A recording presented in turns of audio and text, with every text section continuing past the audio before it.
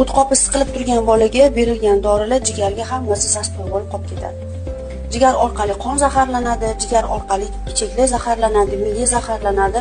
Ana undan keyin bolani miyada orqaga chekinish.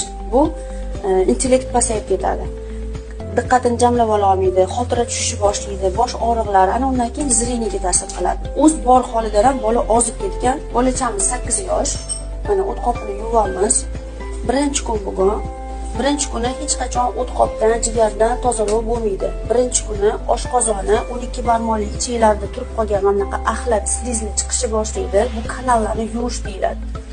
O't qop yana 3 marta qilinadi. Ikkinchi, uchinchilarda уже o't yo'llari ochilishi boshlaydi. Yana ham mukammal yo'llari ochilib, ichkaridagi shilimshiqlar, slizlar erishni boshlaydi.